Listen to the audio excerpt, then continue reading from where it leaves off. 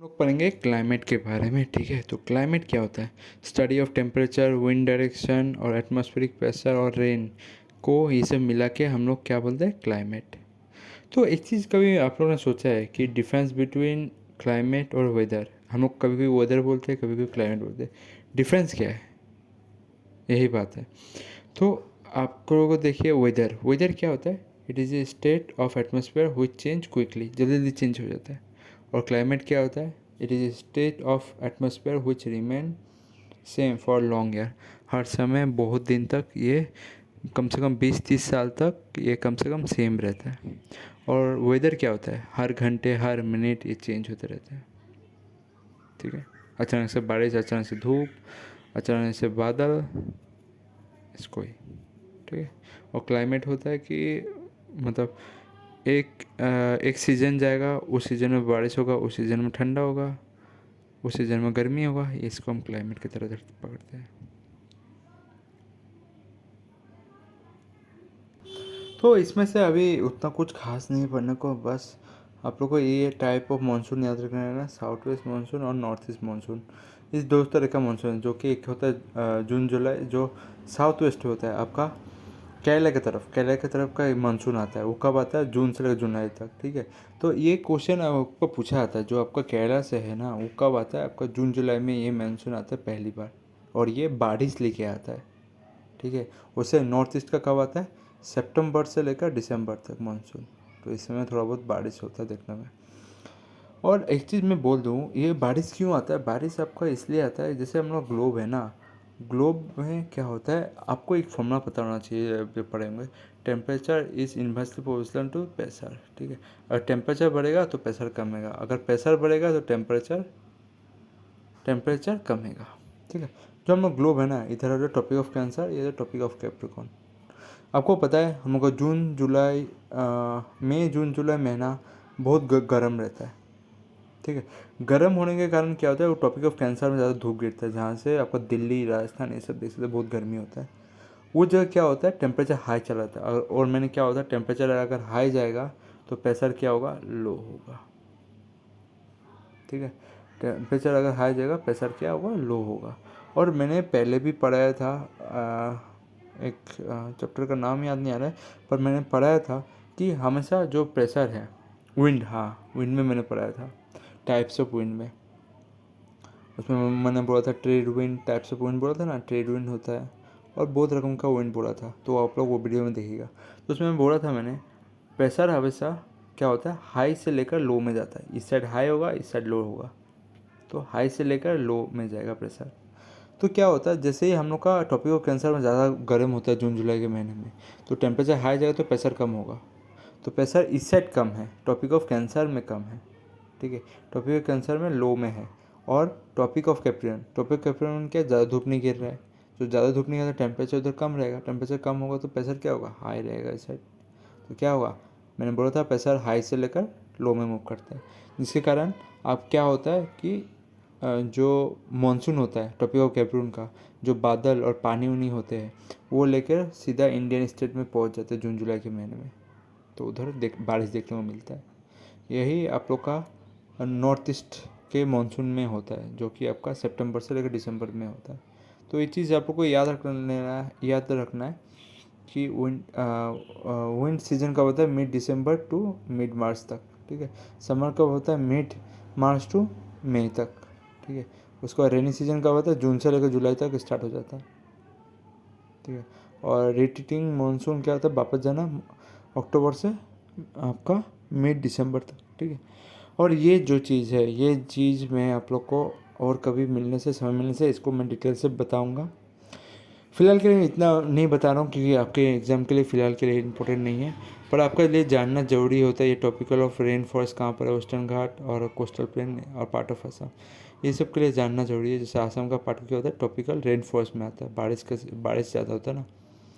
तो मैं इसको बताऊंगा, कभी समय मिलने से ज़रूर बताऊंगा। बस आप लोग इसे नोट करके रखिए, क्या मैंने नहीं पढ़ाया था, इसका बचा हुआ है। अभी जो इम्पोर्टेंट है हम लोग वो देखते वो पढ़ते हैं। अभी एग्रीकल्चर का पार्ट में हम लोग अभी कुछ ये मेजर क्रॉप के बारे में पढ़ेंगे, जो 3 तरह का होता है major crop season in India. India में 3 ही ये सीज़न होता है, एक है खरीफ, एक है रबी और एक है आपका क्या नाम है, जाहिद जाहिद। तो इसमें क्या होता है हम लोग देखेंगे, ठीक है। आपको सोइंग सोइंग मतलब क्या है, कब बुआई बुआई कब किया जाता है, ठीक है। बुआई मतलब आपका जोता कब जाता है, खेत में जो जोता जाता है ना पौधों को, तो कब जोता जाता है, वो है आपका ये वाला खरीफ। खरीफ कब कब से लेकर कब तक जोता जाता है, वो आपका जोता जाता है जून से लेकर जुलाई तक, ठीक है। और हार्वेस्ट हार्वेस्ट मतलब कब उठा लिया जाता है, काट के कब काटा जाता है उन लोग को सितंबर और अक्टूबर, खरीफ, ठीक है। इस सब का एग्जांपल तो बहुत इंपॉर्टेंट आपको याद रखना है, मैं इसका ट्रिक भी बोलूँगा बाद में, ठीक है। आप पहले पढ़ा देता हूँ। रबी रबी कब बुना जाता है, सोइंग कब किया जाता है, ठीक है, वो आपका अक्टूबर और दिसंबर। और काटा कब जाता है, हार्वेस्ट कब किया जाता है, अप्रैल और मई, ठीक है। अप्रैल और मई में हार्वेस्ट किया जाता है, ठीक है। और ये एग्जाम्पल अपने लिए याद रखना जरूरी है, मैं बताऊँगा इस सब का ट्रिक। और आपका जाहिद जाहिद कब से कब तक होता है, आपका जो बुना होता है वो होता है आपका मार्च से फरवरी से लेकर मार्च से। और काटा कब जाता है, मई से जून। तो इस सब का एग्जाम्पल भी आपको याद रखना है, मैं बोलता हूँ सबको। तो पहला देखिए, पहला खरीफ क्रॉप का आपको ये सब एग्जाम्पल का ट्रिक ऐसे कैसे याद रखना है, देखो। कोम्बा मा, ठीक है, कोम्बा मा तजोरी, ठीक है, कोम्बा मा तजोरी। कोई तजोरी है, उसका नाम है, तजोरी का नाम क्या है, कोम्बामा, ठीक है, कोम्बामा एक तजोरी का नाम है। तिजोरी मतलब सोचो, तिजोरी तो आपको पता ही है, वो उसका नाम है कोम्बामा। तो कोम्बामा कोम्बामा का को, ठीक है। या कोई बंदर का आवाज़ समझ लेना जिसमें कोम्बामा करके बुला रहा है, ठीक है। या तजोरी का नाम पकड़ लो कोम्बामा। तो कोम्बामा को से हो गया कॉटन, बी से हो गया बाजरा, माँ से हो गया माइज, तजोरी, ठीक है, तजोरी से हो गया टूर, और जो से हो गया जोवर, और आरआई से हो गया तजोरी का तजोरी, री से हो गया राइस, ठीक है। और जून और अक्टूबर आफ्टर मानसून के बाद इसको बुना जाता है, और काट कब दिया जाता है, अक्टूबर और नवंबर में। तो इतना यहाँ से याद रखना था। नेक्स्ट आप क्या देख सकते हो, रबी क्रॉप को और टर्म से बोला जाता है, क्या बोला जाता है, विंटर क्रॉप। क्योंकि विंटर में ये ग्रो किया जाता है, नवंबर टू अप्रैल में बुना जाता है। काट लिया कब जाता है, अप्रैल और मई में काट दिया जाता है, ठीक है। तो आप लोग को यहाँ से ये याद रखना था, इसका एग्जाम्पल आपको कैसे याद रखना था, ट्रिक कैसे था, web A gram is new Instagram. ये ज़रूरत नहीं था न्यू इंस्टाग्राम। तो वेब ए ग्राम मतलब कोई भी एक वेब है, वेबसाइट है, ठीक है। वेब मतलब क्या, वेबसाइट है जिसका नाम है ग्राम, ठीक है। तो वेब ए ग्राम, तो अभी यहाँ से याद रखना है, ठीक है। तो वेब से हो जाएगा आपका व्हीट, ठीक है। और आपका वेब का डब्ल्यू ई से हो जाएगा व्हीट, और बी ए से हो जाएगा, बी ए से क्या हो जाएगा, बारले।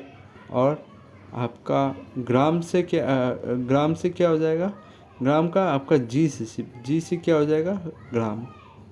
और रा से हो जाएगा, ग्राम का रा से हो जाएगा रापी सीट, ठीक है।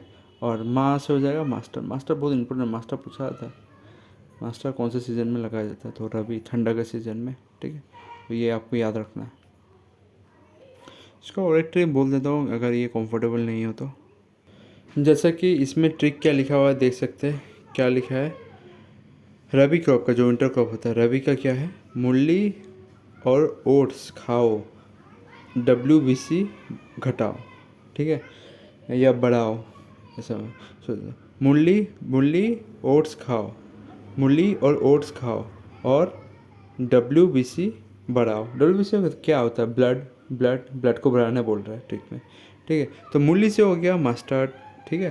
और ली, मूली का मूल ली से हो गया लिनसीड। और ओट्स भी इसमें आता है, ठीक है।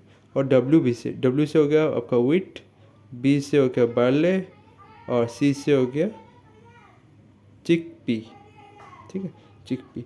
तो ये सब आपको याद रखना है, ठीक है। मूली और ओट्स खाओ और WBC बढ़ाओ, मतलब WBC का ब्लड बढ़ाने वाला मूली खा के। लिनसीड और मस्टर्ड ये सब याद रखना है, मस्टर्ड तो बहुत इंपॉर्टेंट है। और ये वाला भी इम्पोर्टेंट है कि आपका खरीफ का खाओ। कैसे याद रखना है? सी राम मैसेज। इसमें वो देखने वाला इंग्लिश वाला सी नहीं लिखेंगे, SEE वाला नहीं लिखेंगे, इसमें सिर्फ सी लिखेंगे, कैपिटल सी राम्स मैसेज, ठीक है। अभी देखते हैं, देखिए, सी से हो जाएगा कॉटन, आर से हो जाएगा आपका रागी, ए से हो जाएगा आपका आहर, एम से हो जाएगा आपका माइस, एस से हो जाएगा राम में एस लगता है लास्ट में। राम का जो नाम है उसमें लास्ट में एस लगता है, तो एस से हो जाएगा सोयाबीन। और मैसेज से एम से हो जाएगा आपका मिलिट आपका दाल, ठीक है। राइस, माइस, मिलिट ये सब भी आता है, ठीक है। मिलिट हो गया आपका दाल, मिलिट भी आता है, याद रखना। उसके बाद एस से हो जाएगा आपका, क्या होगा आपका, सोयाबीन, ठीक है। सोयाबीन तो एक बार आया है, पर ये शायद और कुछ लिखा है। हाँ, जी से हो जाएगा आपका ग्राउंड नट, ठीक है, ग्राउंड नट, ठीक है। ये सब चीज़ आपको याद रखना है ठीक से, ठीक है। तो ये सब आपको देख के जाना है। अगर राम का एस भी नहीं लगा था ना लास्ट में, कोई बात नहीं था, वो एस फिर से मैसेज में आता ना, तो उससे सोयाबीन आप लोग याद कर सकते थे, ठीक है। तो चलिए, कोई बात नहीं। ये आपका जायद क्रॉप का एग्जांपल, जो पानी वाला फूड होता है ना, उसको हम जायद फ्रूट बोलते हैं, ठीक है। पानी वाला, जिसमें पानी रहता है, जैसे खीरा, कुकुम्बरम, ठीक है, कुकुम्बरम, पम्पकिन, बीट जो हम लोग खाते हैं लाल कलर का, जो पानी रहता है, सलाद में खाते हैं, वाटरमेलन, ये सब है। वाटरमेलन बहुत इंपॉर्टेंट एग्जाम पूछा जाता है, किस में आता है आपका जायद में। और ये मार्च से और जून में होता है हार्वेस्ट, ठीक है, कटना। हार्वेस्ट वाला भी डेट याद रखना, क्योंकि बहुत इंपॉर्टेंट है, बहुत बार पूछा जाता है ये सब। तो आप लोग को ये कुछ पॉइंट याद रख के जाना है एग्ज़ाम में ये एक पॉइंट पूछा गया था, ठीक है। तो ये पॉइंट के बारे में मैं थोड़ा बोल देता हूँ कि जैसे कि आप लोग देख सकते हैं कि इधर दिया हुआ है कि एक क्वेश्चन है जो NTPC पे आया था, RRB रेलवे का। तो what is the land left without cultivation, जो लैंड को कल्टीवेशन किए बिना छोड़ दिया जाता है, उसको हम लोग क्या बोलते हैं, करंट फ्लो लैंड, ठीक है। और अभी कुछ एग्रीकल्चर के बारे में, 48% of the labour force of India based on agriculture पर निर्भर है, ठीक है। और उनका इनकम के लिए वो निर्भर है।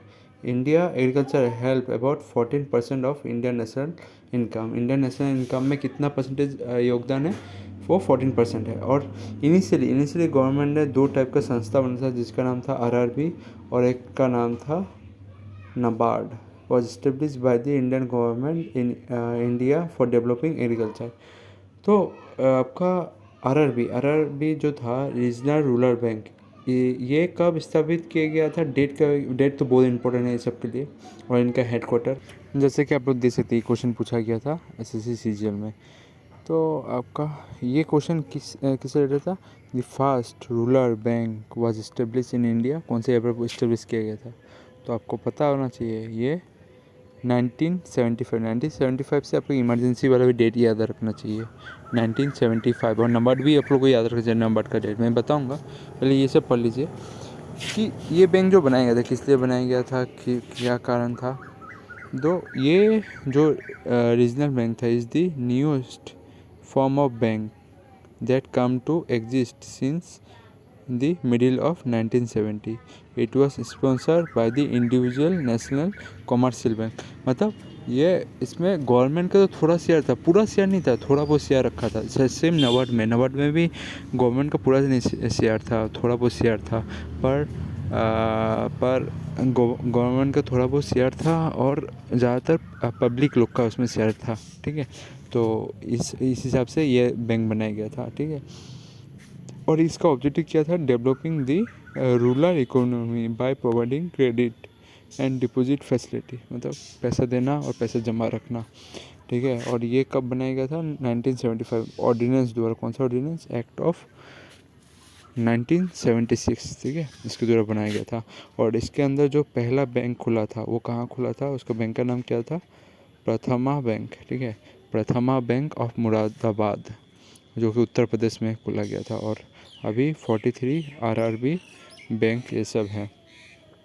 तो कुछ अभी जान लेते हैं इंडिया का पहला पहला आ, आ, पहला कॉमर्शियल बैंक कौन सा है। पहला कॉमर्शियल बैंक कम्प्लीटली जो पूरा प्राइवेट है, वो प्राइवेट था, वो उसका बैंक का नाम क्या था, उद उधा उधार, ठीक है, उधार कॉमर्शियल बैंक, ठीक है, उधार कॉमर्शियल बैंक।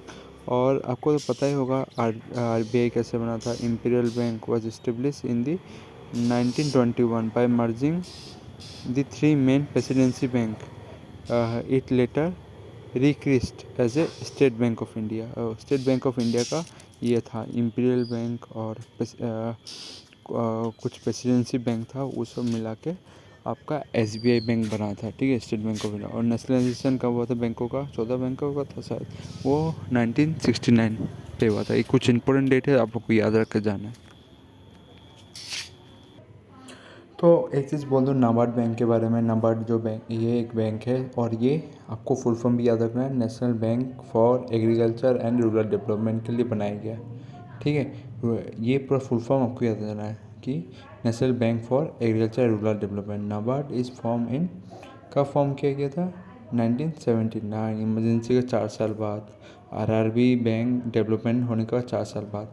किसके चेयरमैनशिप में बनाया गया था, किसके चेयरमैनशिप, ये भी इम्पोर्टेंट है, बी श्री राम, ठीक है, बी शिवराम, ठीक है, शिवरामन के अंदर, ठीक है, बी शिवरामन के अंदर ये बनाया गया था, ठीक है।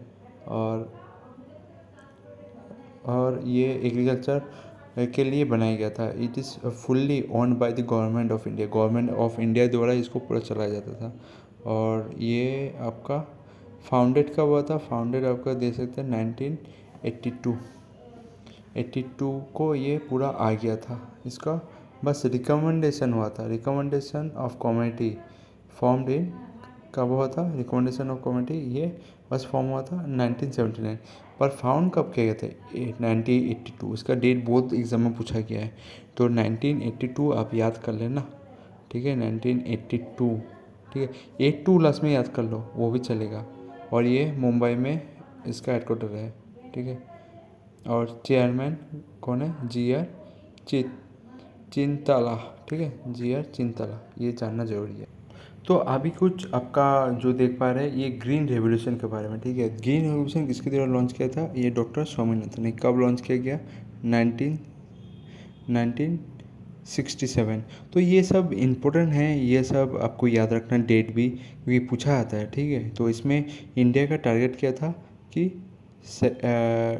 For the development of agriculture in India, and the second green revolution was launch in 1983 में फॉर राइस, मतलब चावल का खेती ज़्यादा होने के लिए।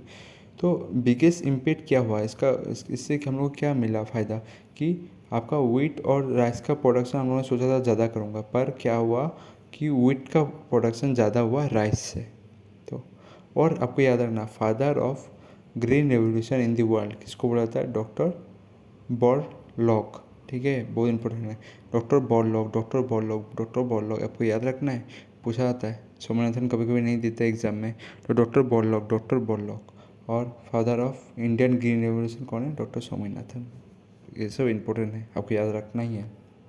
तो जैसे कि हम लोग फादर बहुत पढ़ रहे थे, तो फादर के बारे में पढ़ने से पहले ये भी पढ़ लो कि फादर ऑफ एग्रोनॉमी कौन है एग्रीकल्चर के रिलेटेड, वो है पीटर पीटर डेक्री सेंजी, ठीक है। और एग्रीकल्चर केमिस्ट्री ज़रूरत नहीं है, एक्सटेंसिव एडिशन ज़रूरत नहीं है, ग्रीन रेवोल्यूशन को तो पता होना चाहिए।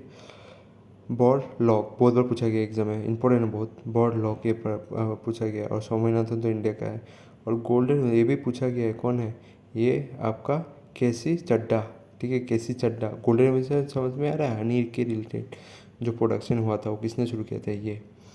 और आपका व्हाइट रेवोल्यूशन किसने स्टार्ट किया था, भर्गिस, ठीक है जी, भर्गिस कारिन, ठीक है जी, भर्गिस कारिन। और आपका एक चीज़ है कि और मतलब पूछा जाता है कि सिल्वर रेवोल्यूशन इंडिया में किसने किया, वो इंदिरा गांधी का नाम आया ना इसलिए इम्पोर्टेंट है। तो पूछा था सिल्वर रेवोल्यूशन किसने याद शुरू किया था, वो इंदिरा गांधी। बहुत इंपॉर्टेंट पॉइंट है, बहुत बार पूछा गया है, ठीक है। और मैं एक चीज़ बोलना चाहूँगा कि एक क्वेश्चन आया था कि आपका जो स्वामीनाथन है, स्वामीनाथन का प्रोफेशन क्या था उस समय, वो था इंडियन जेनेटिसिस, ठीक है, इंडियन जेनेटिसिस एंड एडमिनास्ट्रेशन, एडमिनास्ट्रेटर, ठीक है, एडमिनास्ट्रेटर और जेनेसिस्ट, ठीक है। जेनेसिस्ट आपका बायोलॉजी में करता है, वो सबके रिलेटेड है, ठीक है। तो आपसे ये सब जानना है। और आपको ऑर्नामेंट के रिलेटेड फादर भी जान के जाना है, ठीक है। ऑर्नामेंट रिलेटेड, ये ऑर्नामेंट के रिलेटेड कौन है आपका, रंधावा, वो सिंगर के याद रख लेना, जो गुरु रंधावा है वो उसका नाम याद रखना। ऑर्नामेंट के रिलेटेड वो भी माला पहन के बहुत डांस वांस करते हैं, ऐसे ट्रिक्स याद रख लेना। और चड्डा, चड्डा से आपका चड्डा एक आया था ना आपका, क्या फिल्म था आमिर खान का, चड्डा, चड्डा जैसा था देखने में, तो वो चड्डा याद रख लेना, गोल्डन रेवोल्यूशन। क्योंकि गोल्डन गोल्डन टेम्पल कहाँ है, अमृतसर में, और आमिर खान ने एक चड्डा का मूवी किया था, ठीक है। अगर तुमको याद होगा तो मूछ टाइप का पगड़ी पहन के, मेरे को नाम याद नहीं आ रहा है, तभी आप लोग याद रख लेना। तो याद है वो था आपका लाल सिंह चड्ढा करके मूवी था, ठीक है। तो चड्ढा याद रख लेना, वो गोल्डन कलर का पगड़ी पहनता था, तो उससे याद हो जाएगा। देखिए ये तो आपको याद करके जानना है, सिल्वर रेवोल्यूशन किसने स्टार्ट किया था, एक के रिलेटेड है, और ये आपको इंदिरा गांधी ने स्टार्ट किया था। बहुत इंपॉर्टेंट, बहुत बार पूछा गया, ठीक है। तो ये इंपॉर्टेंट हो जाता है। गोल्डन रेवोल्यूशन भी आपको याद कर लेना है, ठीक है। गोल्डन रेवोल्यूशन आपका ये जो था, फादर ऑफ रेवोल्यूशन कौन था, अभी मैं थोड़ा देर पहले एक चीज़ बोला था गोल्डन रेवोल्यूशन के अंदर, गोल्डन रेवोल्यूशन इन इंडिया कौन था, चड्डा। और ये आपका गोल्डन रेवोल्यूशन, आपको ये भी याद रखना है, गोल्डन रेवोल्यूशन जो हॉर्टिकल्चर और हनी के रिलेटेड है, वो आपका किसने स्टार्ट किया था, वो नीर पाक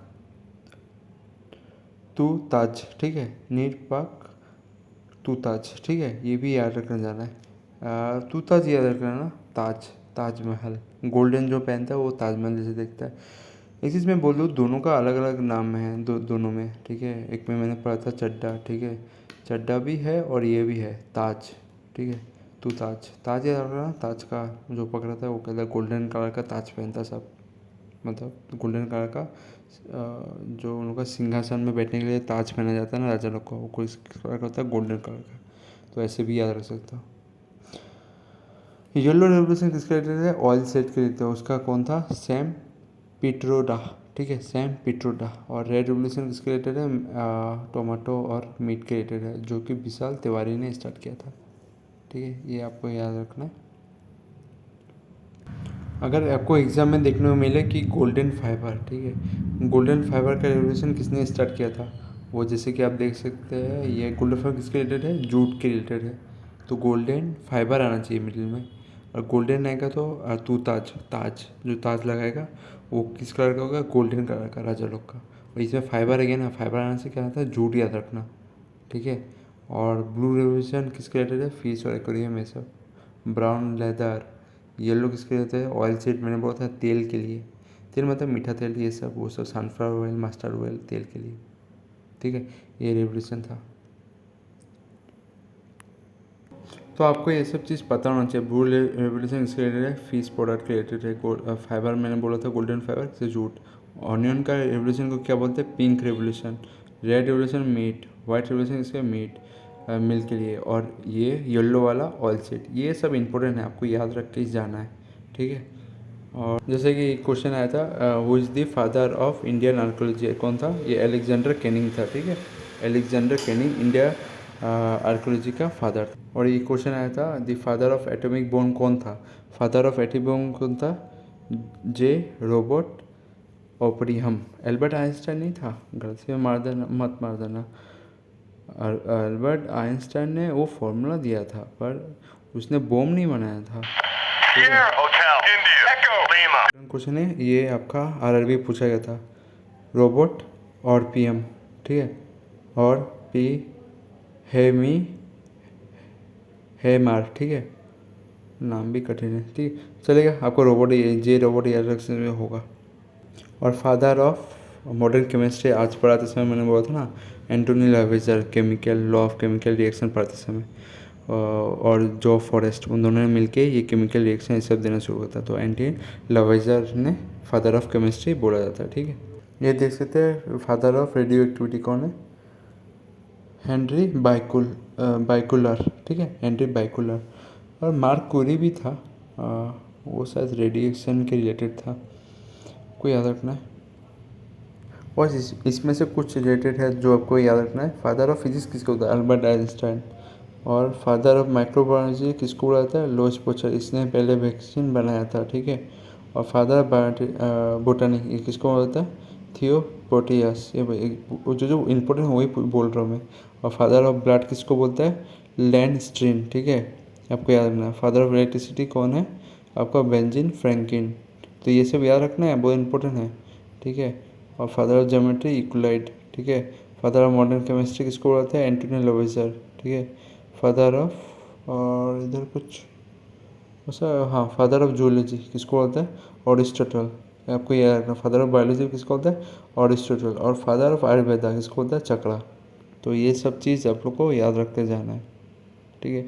फादर ऑफ ट्रिग्नोमेट्री भी याद रख सकते हो, वो कौन है आपका, हिप्पोरकियास, ठीक है, हिप्पोरकियास। अब कुछ इंपॉर्टेंट है जो आप लोग को याद रखना है। ये प्रोड्यूसन, एग्रीकल्चर में प्रोड्यूसन कौन ज़्यादा करता है, ठीक है।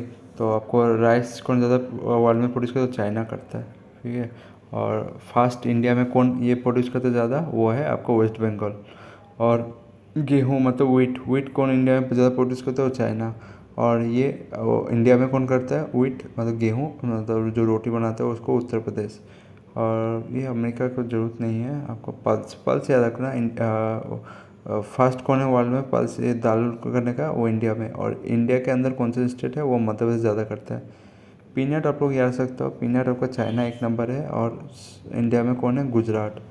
और शुगर कैन वर्ल्ड में कौन जाता है, वो ब्राज़ील। और इंडिया में कौन है, वो उत्तर प्रदेश। जूट में कौन है वर्ल्ड में, वो है इंडिया। और इंडिया का स्टेट कौन सा है, वो वेस्ट बंगाल। टबाको वर्ल्ड में कौन ज़्यादा प्रोड्यूस करता है, वो चाइना। और इंडिया का स्टेट कौन है, वो आंध्र प्रदेश। नेचुरल रबर में टॉप कौन है, वो है थाईलैंड। और इंडिया का कौन है, वो केरला। कॉफ़ी में कौन टॉप में है, वो है ब्राज़ील। इंडिया में कौन सा स्टेट है, वो है कर्नाटका। सनफ्लावर आपको ज़रूरत नहीं है। टाइट कॉटन, हाँ कॉटन ज़रूरत है। कॉटन वर्ल्ड में कौन ज़्यादा प्रोड्यूस करता है, चाइना। और इंडिया में कौन ज़्यादा प्रोड्यूस करता है, वो है गुजरात। महाराष्ट्र भी नहीं है, ठीक है। पोटैटो, हाँ पोटैटो ये याद रख सकते हो, वर्ल्ड में कौन ज़्यादा है, चाइना। और इंडिया में कौन करता है, उत्तर प्रदेश ज़्यादा। ऑनियन, टी, सोयाबीन, टी, हाँ टी वर्ल्ड में ज़्यादा कौन प्रोड्यूस करता है, वो चाइना। और इंडिया में कौन, आसाम। और आपका सोयाबीन वर्ल्ड में कौन ज़्यादा प्रोड्यूस करता है, वो अमेरिका। इंडिया में कौन है, मध्य प्रदेश। पल्स में तो आपको याद ही था, इंडिया और मध्य प्रदेश। मिल्क में इंडिया और उत्तर प्रदेश। ये सब चीज़ें प्रोडक्शन स्टेट वो सब याद रखना।